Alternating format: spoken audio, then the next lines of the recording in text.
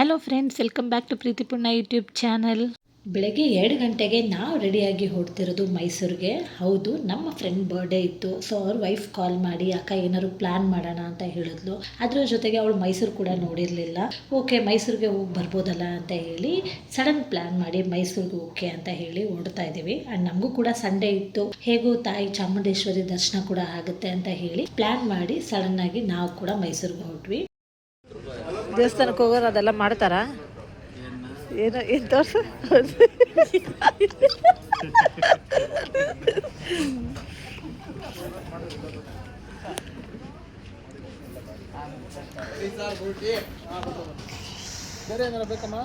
Good morning Nisha. ಅತ್ತಿಗೆ dialogue ಅನ್ನ shock, ಅತ್ತಿಗೆ ನಾವು ಅನ್ನ ಶಾಕು ಡೈಲಾಗ್. ಅದು ಯಾವ್ದು ಅಲ್ಲ ಗಂಡ ತುಂಬಾ ಒತ್ತಿಕೊಂಡು ಮುಟ್ಟಿ ಮಳೆಯ ಸುರಿಸುವೆ, ಬಡವನಾದರೆ ಏನು ಪ್ರಿಯೇ ಕೈ ತುತ್ತು. ಕಾರಲ್ಲಿ ಹೋಗುವಾಗ ಹೀಗೆ ಸ್ವಲ್ಪ ಹೊತ್ತು ಕಾಮಿಡಿ ಎಲ್ಲ ಮಾಡಿಕೊಂಡು ಎಂಜಾಯ್ ಮಾಡಿಕೊಂಡು ಹೋಗ್ತಾ ಇದ್ವಿ. ಸೊ ನಾವು ಬೆಳಗ್ಗೆ 2 ಗಂಟೆಗೆ ಮನೆ ಬಿಡೋದಕ್ಕೆ ಕಾರಣ ಬಂದು ಬೇಗ ರೀಚ್ ಆದರೆ ಬೇಗ ದರ್ಶನ ಆಗುತ್ತೆ ಅಂತ ಹೇಳಿ 2 ಗಂಟೆಗೆ ಬಿಟ್ವಿ, ಆರಾಮಾಗಿ ಹೋಗೋಣ ಅಂತ ಹೇಳಿ. ಇದ್ರ ಮಧ್ಯದಲ್ಲಿ ನಾವೆಲ್ಲ ಸಾಂಗ್ಗಳು ಹಾಕ್ಕೊಂಡು ಆರಾಮಾಗಿ ರಿಲ್ಯಾಕ್ಸ್ ಮಾಡಿಕೊಂಡು ಹೋಗ್ತಾ ಇದ್ವಿ. ಬಿಕಾಸ್ ಡ್ರೈವರ್ ಒಬ್ಬರೇ ಇದ್ದಿದ್ದು, ಅದು ನನ್ನ ಗಂಡನೇ. ಸೊ ಬೇರೆ ಯಾರಿಗೂ ಡ್ರೈವಿಂಗ್ ಬರದೇ ಇರೋ ಕಾರಣ ಅವ್ರು ನಿದ್ದೆ ಹೋಗಬಾರ್ದಲ್ಲ. ಸೊ ಅವ್ರಿಗೆ ಎಂಟರ್ಟೈನ್ ಮಾಡೋಣ ಅಂತ ನಾವು ಒಳ್ಳೆ ಎಂಟರ್ಟೈನ್ಮೆಂಟ್ ಕೊಡ್ತಾ ಇದ್ವಿ ಅವ್ರಿಗೆ. ಫೈನಲಿ ನಾವು ಮೈಸೂರು ರೀಚ್ ಆದ್ವಿ. ಆ್ಯಂಡ್ ನಾವು ರೀಚ್ ಆಗೋಷ್ಟರಲ್ಲಿ 4:15 ಆಗಿತ್ತು, ಬೇಗನೆ ರೀಚ್ ಆಗಿದ್ವಿ. ಇನ್ನು ಹೋಗಿ ಕಾರೆಲ್ಲ ಪಾರ್ಕಿಂಗ್ ಮಾಡಿ ನನ್ನ ಹಸ್ಬೆಂಡ್ ಎಲ್ಲ ಡ್ರೆಸ್ ಚೇಂಜ್ ಮಾಡ್ಕೊಳ್ಳೋದಿತ್ತು. ಸೊ ಅದೆಲ್ಲ ಮಾಡಿಕೊಂಡು ದೇವಸ್ಥಾನ ಕಡೆ ಹೊರಟ್ವಿ. ಇನ್ನು ಪೂಜೆ ಸಾಮಾನು ತೊಗೊಳ್ಳೋಣ ಅಂದರೆ ಯಾವುದೂ ಶಾಪ್ ಓಪನ್ ಇರಲಿಲ್ಲ. ಸರಿ ಅಂತ ಹೇಳಿ ದರ್ಶನಕ್ಕೆ ಹೊರಟ್ವಿ.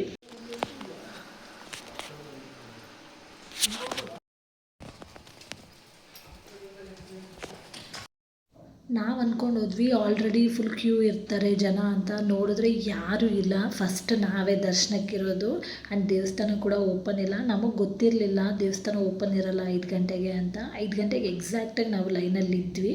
ನೋಡಿದ್ರೆ ದೇವಸ್ಥಾನ ಓಪನ್ ಇರಲಿಲ್ಲ. ಆವಾಗ ಪುರೋಹಿತರು ಬಂದರು, ಕೇಳಿದ್ರೆ 6:30 7 ಗಂಟೆಗೆ ಓಪನ್ ಆಗೋದು ಅಂತ. ಅಯ್ಯೋ ಏನು ಮಾಡೋದು, 1.5 hour ಅಂತೇಳಿ ಮತ್ತೆ ಅಲ್ಲೇ ಕೂತ್ಕೊಂಡೆ. ನೋಡಿ ಪಾಪ ನಿಶಾ ನಿದ್ದೆ ಕೂಡ ಮಾಡ್ತಾ ಇದ್ದಾಳೆ. ಬಿಕಾಸ್ ಬೆಳಗ್ಗೆ ಬೇಗ ಎದ್ದಿದ್ದಲ್ಲ, ಈ ಥರ ನಮಗೆ ಗೊತ್ತಿರಲಿಲ್ಲ ಇಷ್ಟು ಬೇಗ ಓಪನ್ ಆಗಲ್ಲ ಅಂತ.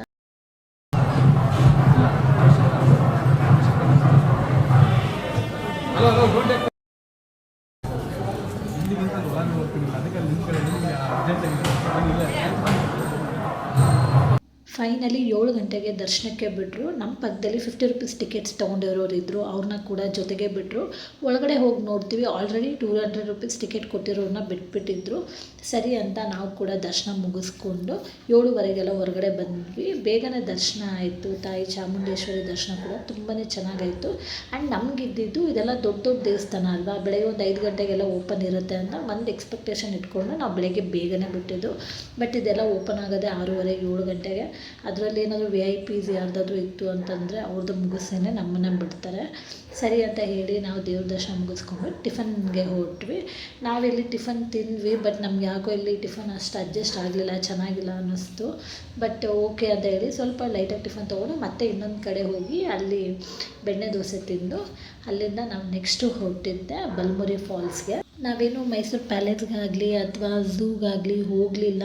ಆ ಮೈಸೂರು ಪ್ಯಾಲೇಸ್ಗೆ ಅವ್ರ ಹಸ್ಬೆಂಡ್ ಆ್ಯಂಡ್ ವೈಫ್ ಹೋಗಿದ್ರು. ನಾವು ಆಲ್ರೆಡಿ ನೋಡಿದ್ರಿಂದ ಏನೂ ಹೋಗಲಿಲ್ಲ, ಬೇಡ ಏನು ಅವಶ್ಯಕತೆ ಇಲ್ಲ, ಆಲ್ರೆಡಿ ನೋಡಿದ್ದೀವಿ ಅಂತ. ಇನ್ನು ಡೈರೆಕ್ಟ್ ನಾವು ಆ ಕಡೆಯಿಂದ ಹೊರಟಿದ್ದೇನೆ ಬಲಮುರಿ ಫಾಲ್ಸ್ಗೆ.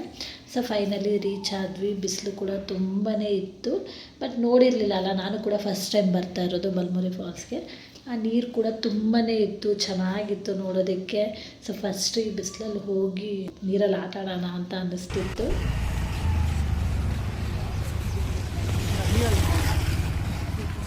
ರಾಕಿ, ಅಕ್ಷತಾ, ನಿಶಾ ಹುಷಾರಾಗಿ ಹೋಗು. ಬಿಸಿಲಲ್ಲಿ ಫುಲ್ಲು ಸ್ವೆಟ್ ಆಗಿಬಿಟ್ಟು ಮಜ್ಜಿಗೆ ಕುಡಿತಾ ಇದೀವಿ. ಮಜ್ಜಿಗೆ, ಬರೀ ಮಜ್ಜಿಗೆ ಅಷ್ಟೇ.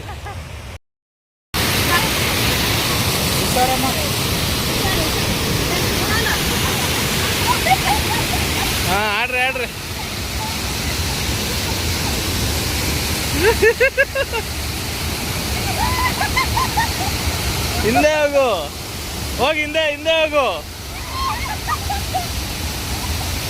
ಹಿಂದೆ ಹೋಗು, ಫುಲ್ ಆಗ್ಬೇಕಲ್ಲ.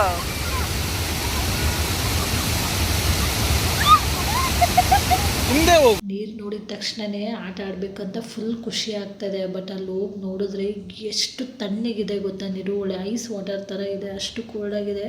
ಕೂತ್ಕೊಳ್ಳೋಕ್ಕೆ ಒಂಥರ ಚಳಿ ಆಗ್ತಿದೆ. ಅದ್ರ ಜೊತೆ ಇವ್ರು ಬೇರೆ ನೀರೆಲ್ಲ ಸುರಿತಾ ಇದ್ದಾರೆ. ನೀರು ಫೋರ್ಸ್ ಕೂಡ ತುಂಬ ಜೋರಾಗಿತ್ತು, ಬಟ್ ಚೆನ್ನಾಗಿತ್ತು. ಈ ಬಿಸಿಲಿಗೆ ಮನಸ್ಸು ವೆಟ್ ಆಗಿಬಿಟ್ರೆ ಅಂತೂ ತುಂಬಾ ಚೆನ್ನಾಗಿರುತ್ತೆ ಆ ಥರ. ಇಲ್ಲಿ ಚಂದು ನೋಡಿದ್ರೆ ಆರಾಮಾಗಿ ಕೂತ್ಕೊಂಡಿದ್ದಾರೆ, ಬಟ್ ಅವ್ರ ಶೋಲ್ಡರ್ ವಾಟರ್ ನನ್ನ ಮುಖಕ್ಕೆ ಬೀಳ್ತದೆ. ಕಣ್ಣೇ ಓಪನ್ ಮಾಡೋಕ್ಕಾಗ್ತಾ ಇಲ್ಲ. ನಾನು ಹಿಂಗೆ ಅನ್ನಕ್ಕೆ ಹೋಗ್ತೀನಿ, ಅವರು ಬಾ ಅಂತ ಕಡೆ ಹೇಳಿದ್ದಾರೆ, ಬಟ್ ಅವ್ರ ಶೋಲ್ಡರ್ ಮೇಲಿಂದ ನಂಗೆ ನೀರು ಮುಖಕ್ಕೆ ಬೀಳ್ತಾ ಇದೆ. ಅಯ್ಯೋ, ಒಂಥರ ಹಿಂಸೆ ಆಗೋಗ್ಬಿಟ್ಟಿತ್ತು.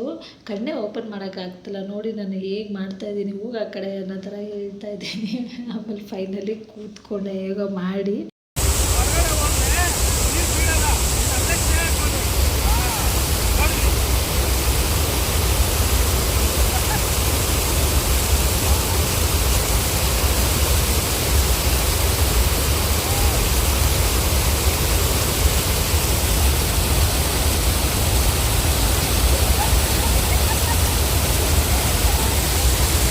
ಮಧ್ಯದಲ್ಲಿ ಕಲ್ಲಿರೋದ್ರಿಂದ ಗ್ಯಾಪ್ ಇದ್ದಿದ್ದರಿಂದ ಸರಿ ಒಳಗಡೆಗೆ ಬಾ ನೀನು, ನೀರು ಬೀಳಲ್ಲ ಅಂತ ಇದ್ದಾರೆ. ನಾನು ಬೈಕ್ ಹೋಗ್ತಾ ಇಲ್ಲ, ಬಟ್ ಒಳಗಡೆ ಹೋಗಿ ನೋಡಿದ್ರೆ ಅದೊಂಥರ ಗುಹೆ ಥರ ಫೀಲ್ ಆಗ್ತದೆ. ನೀರು ಸೌಂಡ್ ಅಂತೂ ಕಿವಿಗೆ ಕೇಳಿಸ್ತಿದೆ.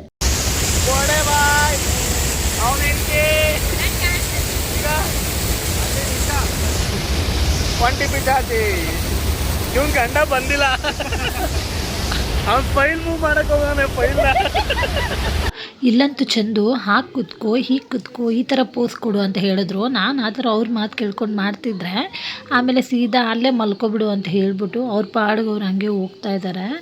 ನಮ್ಮ ಈ one day trip sudden plan ಆದ್ರೂ ತುಂಬಾ ಚೆನ್ನಾಗಿತ್ತು.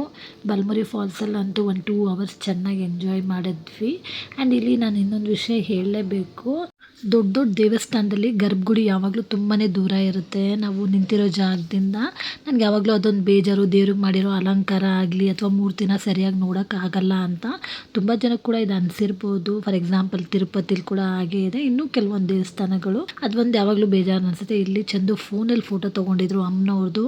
ಫೋನಲ್ಲೇ ತುಂಬ ಚೆನ್ನಾಗಿ ಕಾಣಿಸ್ತಿತ್ತು ಲೈವ್ಗಿಂತ. ಇನ್ನು ದೇವ್ರ ದರ್ಶನ ಕೂಡ ಮುಗಿಸ್ಕೊಂಡು ಈ ಡೇನ ನಾವು ಚೆನ್ನಾಗಿ ಸ್ಪೆಂಡ್ ಮಾಡಿದ್ವಿ. ಈ ಮೈಸೂರು ವ್ಲಾಗ್ ತುಂಬಾ ಚೆನ್ನಾಗಿತ್ತು ಅಂತ ಹೇಳ್ಬೋದು. ನಿಮ್ಗೆಲ್ರಿಗೂ ಈ ವಿಡಿಯೋ ಇಷ್ಟ ಆಗಿದೆ ಅಂತ ನಾನು ಭಾವಿಸ್ತೀನಿ. ದಯವಿಟ್ಟು ಇಷ್ಟ ಆಗಿದ್ರೆ ಲೈಕ್, ಶೇರ್ ಆ್ಯಂಡ್ ಸಬ್ಸ್ಕ್ರೈಬ್ ಮಾಡೋದನ್ನು ಮರಿಬೇಡಿ. ಮತ್ತೆ ಸಿಗೋಣ, ಬಾಯ್.